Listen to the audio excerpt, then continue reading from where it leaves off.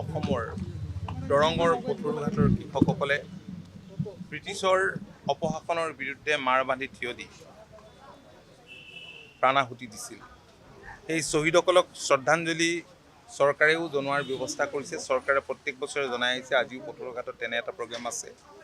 অসম গণ পৰিষদৰ ভাতৃ সংগঠন অসম কৃষক পৰিষদেও আজিৰ এই দিনটোত শ্বহীদসকলক শ্ৰদ্ধাঞ্জলি জনাবলৈ দলৰ আমবাৰীস্থ কাৰ্যালয় প্ৰাংগণত এটা অনুষ্ঠানৰ আয়োজন কৰিছে। ময়ো আহিলোঁ শ্বহীদসকলক শ্ৰদ্ধাঞ্জলি জনাবলৈ।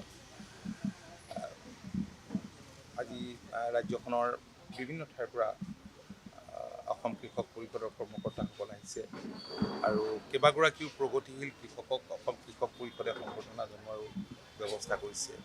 আপোনালোকে দেখিছে যে মাননীয় মুখ্যমন্ত্ৰী ডক্টৰ হিমন্ত বিশ্ব শৰ্মা ডাঙৰীয়াৰ দূৰদৰ্শী নেতৃত্বত কৃষি ক্ষেত্ৰখনলৈ এক যুগান্তকাৰী পৰিৱৰ্তন আহিছে। যোৱা বছৰকেইটাত যথেষ্টখিনি কাম কৰা হৈছে। কৃষি যান্ত্ৰিকীকৰণেই বোলক বা একেটুকুৰা মাটিত কেইবাতৰপীয়া খেতিয়েই বোলক, বহুতখিনি নতুন নতুন স্কিম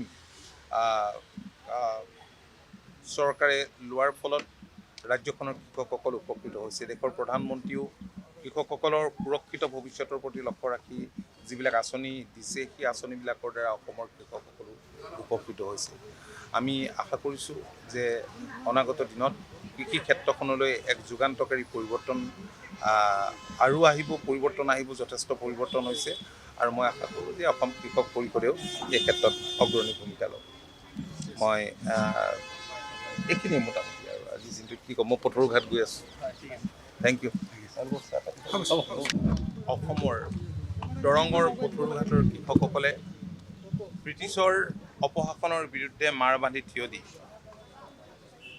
প্ৰাণাহুতি দিছিল। সেই শ্বহীদসকলক শ্ৰদ্ধাঞ্জলি চৰকাৰেও জনোৱাৰ ব্যৱস্থা কৰিছে। চৰকাৰে প্ৰত্যেক বছৰে জনাই আহিছে। আজিও পথৰুঘাটত তেনে এটা প্ৰগ্ৰেম আছে।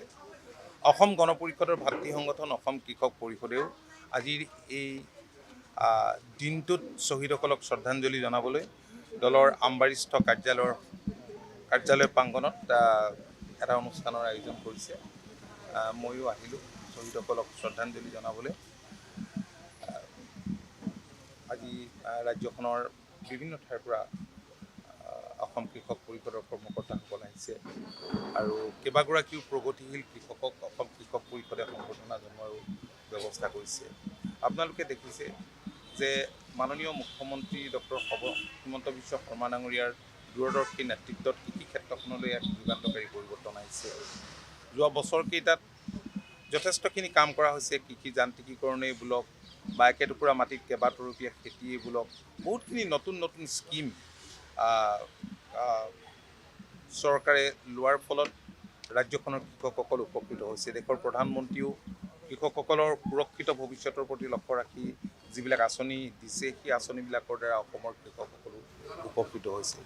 আমি আশা কৰিছোঁ যে অনাগত দিনত কৃষি ক্ষেত্ৰখনলৈ এক যুগান্তকাৰী পৰিৱৰ্তন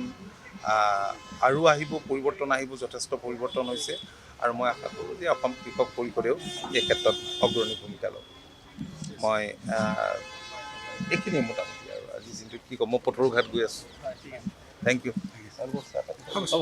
যিকোনো খবৰৰ বাবে যোগাযোগ কৰক 7099017330 লগতে 7099017110 নম্বৰত।